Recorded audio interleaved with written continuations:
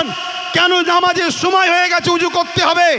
একটা কথা মাথায় রাখেন, যেমন আমাদের মার্কশিটে অঙ্ক কতই পেয়েছে, ভূগোল কত পেয়েছে, ইংলিশ কত পেয়েছে, একটা একটা অপশান থাকে, ঠিক মাদ্রাসা বোর্ডে কোরআনে কত নম্বর পেয়েছে একটা অপশান থাকে। এবছর থেকে রাজ্য সরকার ওই কোরআনের অপশানটাকে তুলে দিয়েছে। তাহলে বলুন, বিজেপির বিরুদ্ধে লড়াই করার জন্যে রাজ্য সরকারের কি সাথ দিবার প্রয়োজন আছে? জোরে বলুন প্রয়োজন আছে? হাত তুলে বলুন প্রয়োজন আছে? হাত তুলে বলুন প্রয়োজন আছে? আরে ইমানদাররা বলুন প্রয়োজন আছে? জিততে গেলে সংখ্যা লাগে না, ইমান লাগে। হ্যাঁ, রাজ্য সরকার যদি সে তার ওয়াদাকে পূরণ করে, যে বলেছিল অকাব উদ্ধার করে দেবো, পরে ভাবা যাবে। কিন্তু আজকে সেও অন্যায় করছে না, করেনে।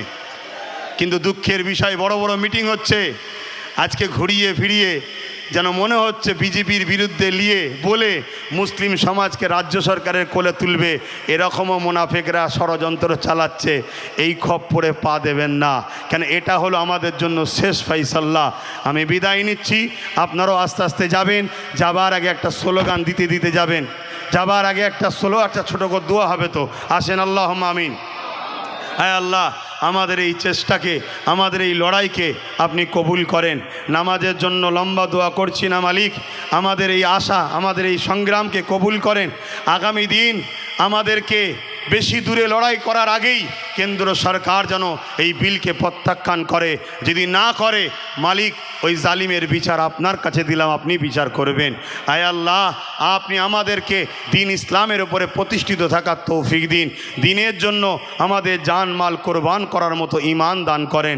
আজকে যতজন মানুষ এখানে এসেছে, ফকির সাহেব হুজুরের রুহানি দোয়া আমাদের নসিব করেন, এবং আমার মুজাদ্দেদ জামানের দোয়া নসিব করেন, এবং খাজা গরিবের নামাজের রুহানি দোয়া নসিব করেন।